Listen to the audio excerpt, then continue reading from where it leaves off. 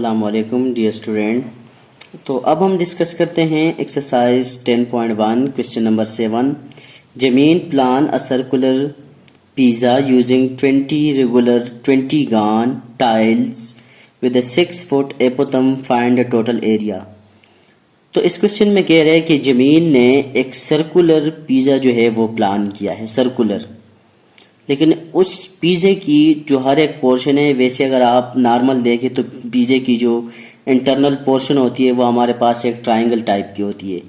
लेकिन वो कहते हैं उस पिज़्ज़े की जो हर एक पोर्शन है वो 20 गान का मतलब है ऐसे डिज़ाइनिंग की है कि हर जो पोर्शन है उसके अंदर 20 साइड की कोई शेप वाली पिज़्ज़ा जो है वो बन रहा है विद 6 फुट एपोथम। और इसकी जो परपेंडिकुलर डिस्टेंस है या उसकी जो एपोथम है वो हमारे पास 6 फीट है। तो आप बताएं कि उस सर्कुलर पिज़्ज़ा की टोटल एरिया कितना होगा। तो आइए इसको सॉल्व कर लेते हैं।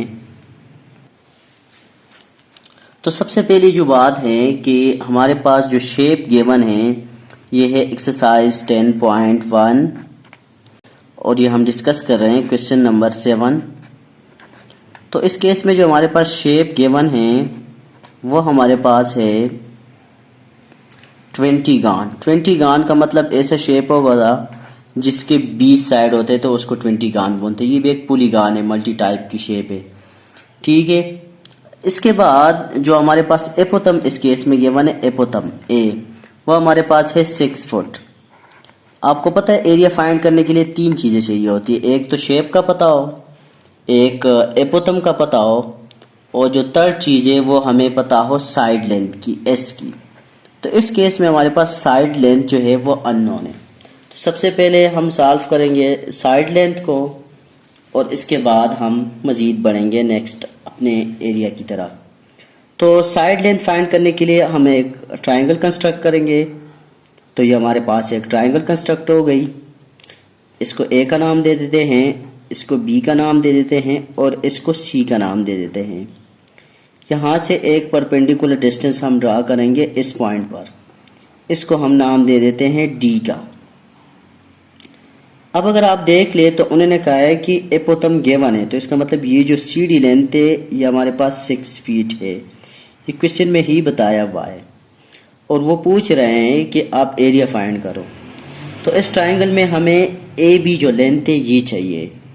जब हमारे पास ए बी लेंथ आ जाएगी तो हम अपने इस क्वेश्चन में से एरिया को फाइंड आउट कर सकते हैं। तो सबसे पहली चीज़ तो ये है कि हम सेंट्रल एंगल निकालेंगे, और जैसे कि आपको पता है कि सेंट्रल एंगल ये सी है, ये हमारे पास जब निकलेगा तो तब मज़ीद क्वेश्चन सॉल्व होगा। तो सेंट्रल एंगल का फार्मूला होता है कि 360 से हम उस शेप को डिवाइड करते हैं। तो 360 डिवाइडेड बाई शेप जो है वो 20 है, मतलब 20 साइड शेप है, तो यहाँ पर 20 से इसको डिवाइड कर लेंगे। और जब हम इसको 20 से डिवाइड कर लेंगे तो हमारे पास जो आंसर है इसका वो बनेगा 18 डिग्री। डिवाइड करने के बाद अगर हम डिवाइड करें तो वो बन जाएगा 18 डिग्री। इसका मतलब ये जो टोटल एंगल बन रहा है सी, ये बन रहा है 18 डिग्री। लेकिन अगर हम देखें इस एंगल को, ये जो जस्ट ये वाला है परपेंडिकुलर से इस साइड पर, तो ये जो एंगल है ये बनेगा 9, क्योंकि ये 18 का हाफ होगा, और 9 ये बनेगा। टोटल मिला के ये बन जाएगा 18। तो अब हमने जब ये वाले एंगल दोनों फाइंड आउट कर लिए, अब हम चलते हैं ट्राइंगल ए सी डी की तरफ। ट्राइंगल ए सी डी, तो ट्राइंगल ए सी डी में अगर हम देखें तो सी डी वाली जो साइड है ये बेस कंसीडर होगी, और इसकी वजह ये है कि इसके साथ जो एंगल है वो गिवन है। जिस साइड के साथ एंगल गिवन है वो साइड बेस होता है। तो एंगल 9 जो है वो इसी साइड के साथ गिवन है, तो ये बेस होगा।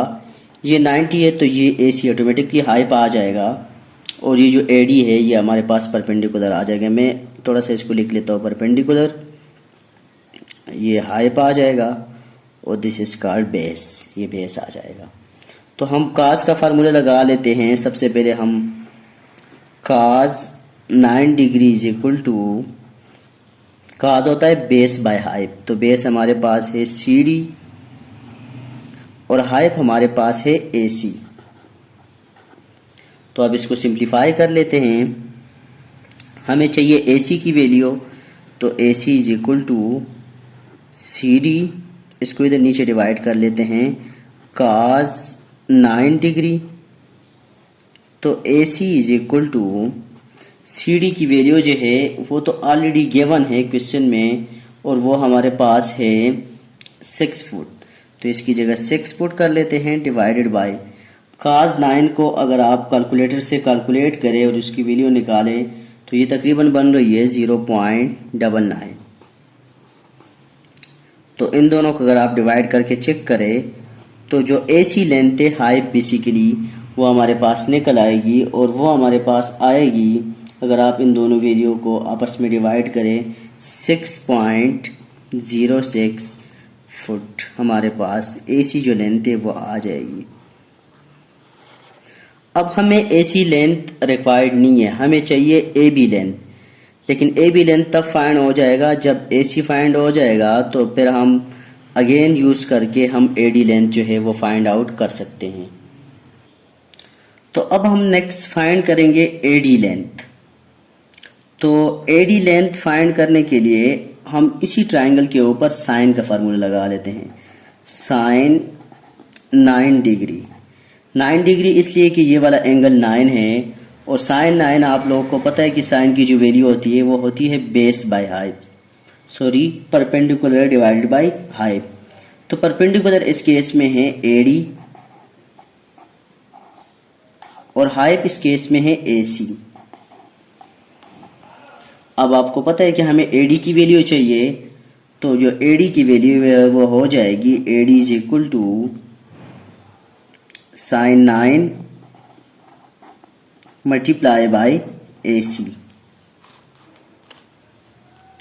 तो इसको कैलकुलेट कर लेते हैं। AD is equal to sine 9 जो है ये अगर आप वो कैलकुलेटर से कैलकुलेट करें तो इसकी वैल्यू जो है ये होती है 0.16 मल्टीप्लाई बाई AC आपने ऑलरेडी कैलकुलेट किया है 6.06। इन दोनों को मल्टीप्लाई कर लेते हैं तो AD की जो लेंथ है वो हमारे पास आ जाएगी 0.16, और 6.016 को कैलकुलेटर से मल्टीप्लाई करें तो ये बन जाएगी 0.97 फीट। तो असल में जो AD लेंथ थी वो हमने फाइंड आउट कर ली, और हमें पता है कि AD लेंथ और BD लेंथ ये दोनों बराबर है, क्योंकि ये जो D पॉइंट है ये इन दोनों का बिल्कुल मिड पॉइंट है AB का। तो जो हमारे पास AB लेंथ होगी टोटल वो हमारे पास इस वैल्यू को अगर हम डबल करें तो वो जो लेंथ होगी वो हमारे पास वैल्यू आएगी AB की। तो जो AB लेंथ है वो हमारे पास आ जाएगी, अगर हम इन दोनों को डबल करें तो आ जाएगी 1.94। इन दो वैल्यू को अगर डबल करें तो ये आ जाएगी 1.94, मतलब इसको 2 के साथ मल्टीप्लाई करें तो AB लेंथ हमने फाइंड आउट कर ली। तो जो साइड लेंथ क्वेश्चन में अननोन था वो हमने कैलकुलेट कर लिया, और वो साइड लेंथ हमारे पास आ गया 1.94 फीट। तो अब हम इजीली एरिया फाइंड आउट कर सकते हैं, क्योंकि शेप का भी पता चल गया, एपोथम का वैल्यू भी पता चल गया, और साइड लेंथ का वैल्यू भी पता चल गया। तो अब नेक्स्ट चलते हैं एरिया फाइंड करने की तरफ।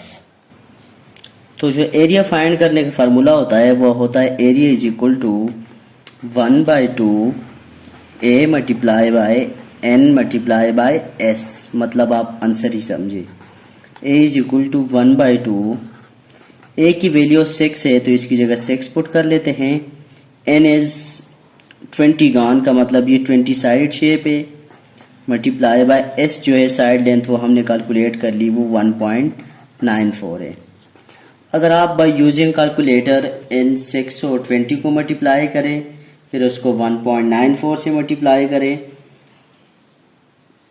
और इसके बाद अगर इसको आप 2 से डिवाइड करें, तो मैं डायरेक्ट आंसर लिख लेता हूँ क्योंकि वीडियो बहुत लंबी आ जाएगी। तो ये बन जाएगा 116.4 फीट स्क्वायर। तो ये हमारे पास एरिया कैलकुलेट हो गया, लेकिन ये हमारे पास सिर्फ एक जो 20 गान है शेप उसका हमारे पास एरिया जो है वो कैलकुलेट हो गया। तो ये आ गया 116.4 फीट स्क्वायर। अब अगर आप थोड़े से क्वेश्चन के ऊपर फोकस करें तो क्वेश्चन में उन्होंने ये बताया हुआ था कि 20 सच टाइल्स। इसका मतलब है वो जो सर्कुलर पिज़्ज़ा था उसमें एक जो टाइल था वो 20 गान था, लेकिन टोटल मिला के उसमें 20 टाइल उस तरह के लगे हुए थे। तो इसका मतलब टोटल जो हमने एरिया फाइंड करना है वो 20 गान जो है उसकी फाइंड करना है। ये सिर्फ एक 20 गान का आ गया और इस तरह के 20 गान और भी है। तो इसलिए जब मज़ीद का फाइंड करेंगे तो इस एरिया को एरिया ऑफ